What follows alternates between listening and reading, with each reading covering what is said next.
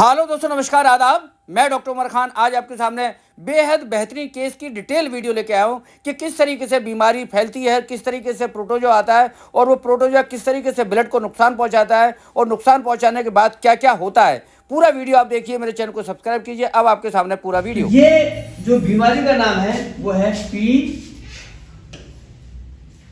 PH, post parturient haemoglobin urea, post parturient haemoglobin urea, PPH।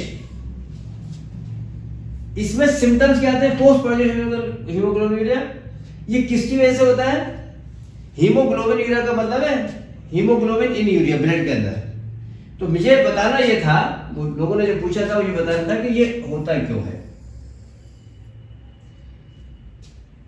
ये आप है, समझिए आप, ये है आरबीसी, ये आरबीसी है। और हीमोग्लोबिन जो होता है, इसका रंग भी हम चेंज कर देते हैं। हीमोग्लोबिन को शॉर्ट में ऐसे लिखते हैं। हीमोग्लोबिन जो पाया जाता है वो आरबीसी के अंदर पाया जाता है। इसके अंदर हीमोग्लोबिन पाया जाता है, हीमोग्लोबिन इसके अंदर पाया जाता है। तो फास्फोरस की जो कमी होती है, इस बीमारी का नाम है हाइपोफास्फोरेस। फास्फोरस की जब कमी हो जाएगी,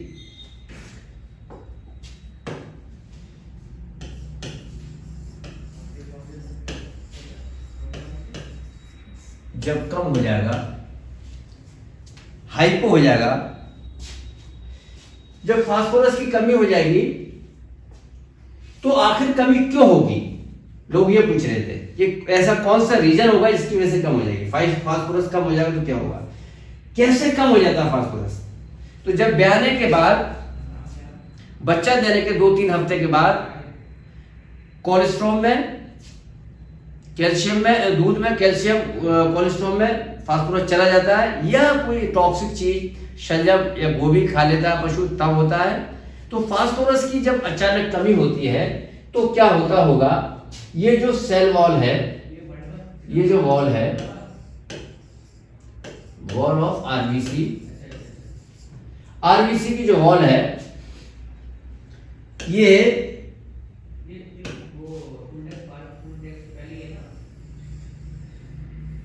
बनी होती है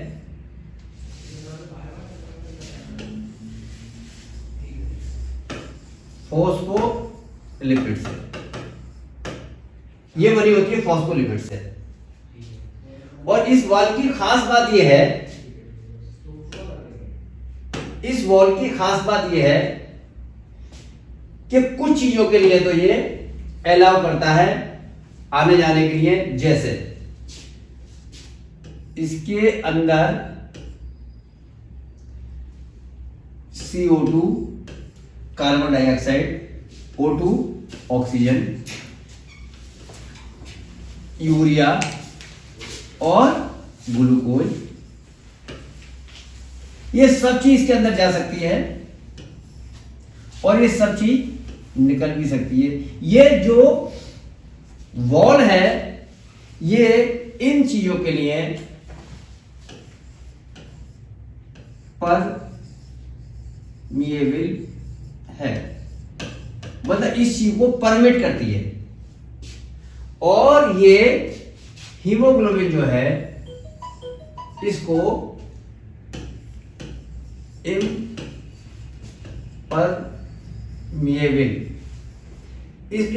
करती है। किसी भी कंडीशन में आरबीसी अपने अंदर से हीमोग्लोबिन को नहीं निकलने देती है, किसी भी कंडीशन में। जिस तरीके से पुरानी प्रथा में, समाज में, घर में बहू आती थी, उसको घर से लोग निकलने ही नहीं देते थे। और घर में किन लोगों का आने जाने में लगा रहता था? जो रिश्तेदार होते हैं वो आते जाते रहते हैं, लेकिन बहू को बहाने नहीं। ठीक उसी तरीके से आरबीसी के अंदर जो हीमोग्लोबिन रहता है, वो बहू है, वो बीवी है, और वो पर्दे सिस्टम में है, उस घर से चार्ट की वजह से निकल नहीं सकती, बाकी लोग आते जाते रहेंगे। हीमोग्लोबिन के ऊपर कवरिंग होती है आरबीसी की, इसलिए वो साइज उसका मोटा होता है तो वो किडनी से छप निकल नहीं पाता है। जैसे ही वो वॉल टूट जाती है, वो फ्री हो जाता है, बाहर निकल जाता है और ब्लड में घूमने लगता है, ब्लड सर्कुलेशन में आ जाता है और वो किडनी से पास हो जाता है।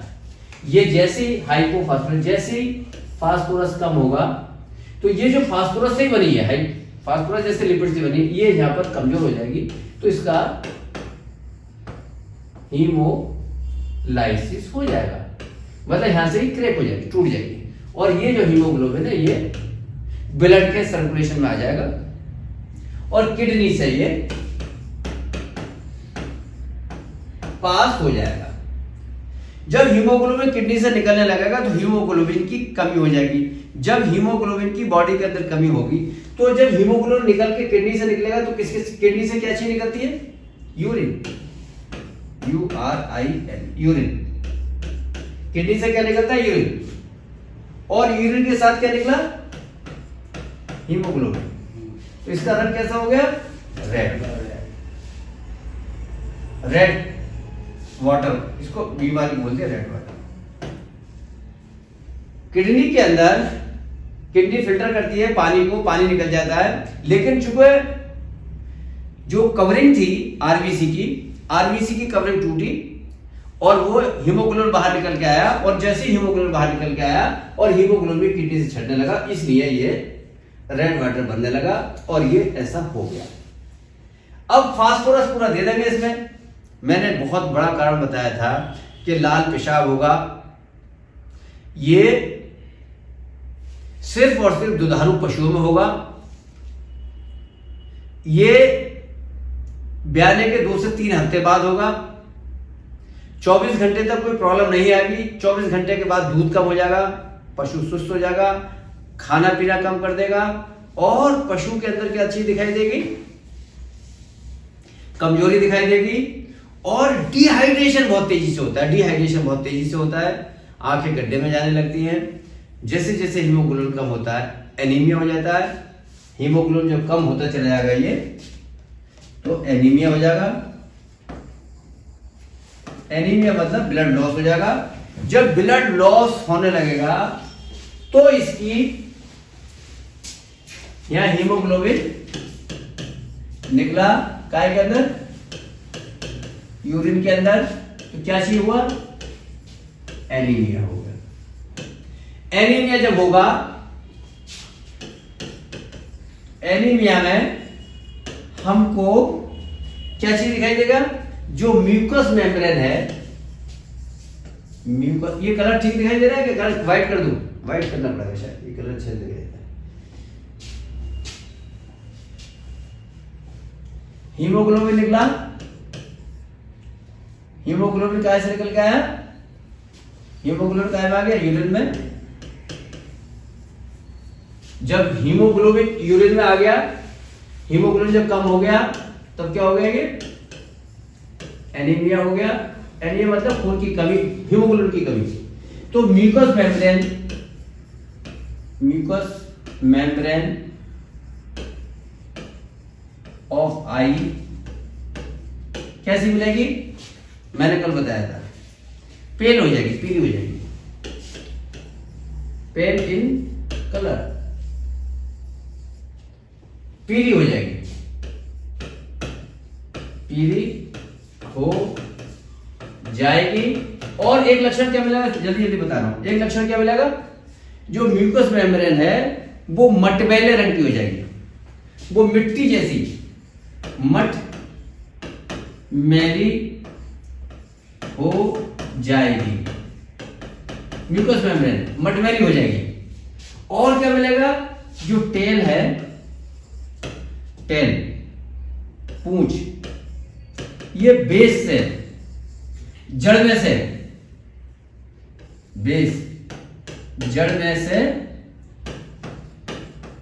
ऊपर उठी मिलेगी। बस हो गया। सिम्टम्स मैंने बता दिए जो पूछा था। इसके सिम्टम्स क्या बताया मैंने आपको? दुधारू पशु में होगा, ब्याने के बाद होगा, डिहाइड्रेशन होगा, म्यूकस मेम्ब्रेन पेल होगी, और म्यूकस मेम्ब्रेन जैसे ही आप खोलोगे तो वो मटमैले रंग की होगी। आप ये समझ लें कि फास्फोरस की कमी है, पूंछ ऊपर को उठी होगी। जब फास्फोरस की कमी है तो इसका ट्रीटमेंट जब आप करेंगे तो इसके ट्रीटमेंट में क्या लिखेंगे आप? RX treatment of PPH post partner haemoglobin injection. कौन है डॉक्टर इमरान? लाभ? कोई ट्रीटमेंट करने आए? अरे डॉक्टर साहब ऑनलाइन क्लास में, बताओ। हाँ तो उसका इलाज क्या क्या प्रॉब्लम आ रही है बताओ। अच्छा अच्छा अच्छा अच्छा, तो उसको डेक्सा वेक्सा लगा उसको।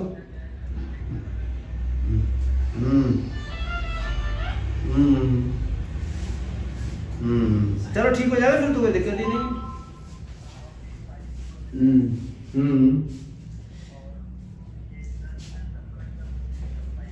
बहुत सही, ठीक ठीक है, ओके, थैंक यू। PPH का मैं ट्रीटमेंट बता रहे, साथ से बात कर रहा हूँ। हाँ भाई। PPH post parturient haemoglobin urea का ट्रीटमेंट बता रहा था। तो मैंने कल आपको बताया था 40 ml और 40 ml, तो लोग कंफ्यूज थे कि 40 और 80 ml कैसे बताया, कितना कितना बताया था? 40 और 80 बताया था। और पहले दिन क्या बताया था? डेक्सामेथासोन। तो इसका इंजेक्शन बहुत लोग पूछ रहे थे कि इसको हम IV दे सकते हैं, नहीं दे सकते हैं। कल मैंने पूरा इसको बताया, बिल्कुल IV दे सकते हैं आप इसको।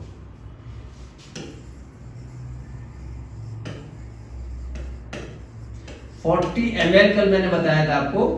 बहुत लोग कंफ्यूज थे कि IV देना नहीं देना। इसको IV भी दे सकते हो और IM भी दे सकते हो। ये डोज है आपकी 40 ml IV। ये मीडियम पशु की डोज है, मीडियम पशु मतलब लग 300 kg पशु के लिए है। इससे कम पे भैंस नहीं बैगी। 200-150 किलो की भैंस बच्चा नहीं देगी कभी, आप सोचो। इससे मीडियम। और ये जो डोज है injection phosphorus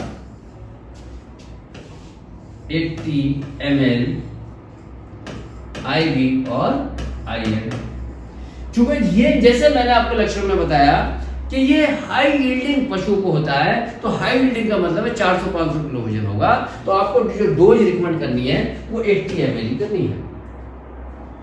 injection first day, only first day. Injection first day क्या लगाएंगे आप? Dexamethasone 10 ml, only once. यह इंजेक्शन प्रेडिसोलोन ये लगाना है आपको 10 ml, ओनली वंस। इसके बाद आपको ऑरली देना है। ऑरली आप इसको दे देंगे इसको सोडा फॉस आता है, ये 500 ग्राम का पैकेट आता है। 500 ग्राम का आता है ये। कल कितना बताया मैंने? 60 ग्राम डिजॉल्व करके देना था, लेकिन इसे डिजॉल्व करके नहीं देना था क्योंकि आप ऑलरेडी उसको फास्फोरस डायरेक्ट दे चुके हैं। इसको ऑरली देना। आप इसको 50 से 80 ग्राम प्रति दिन देना है और 7 डे। छोटे पशु को 50 ग्राम, बड़े को 80 ग्राम। और ये दोबारा रिकवर नहीं होगा। तो ये पूरी तरीके से PPH के बारे में बता दिया कि किस तरीके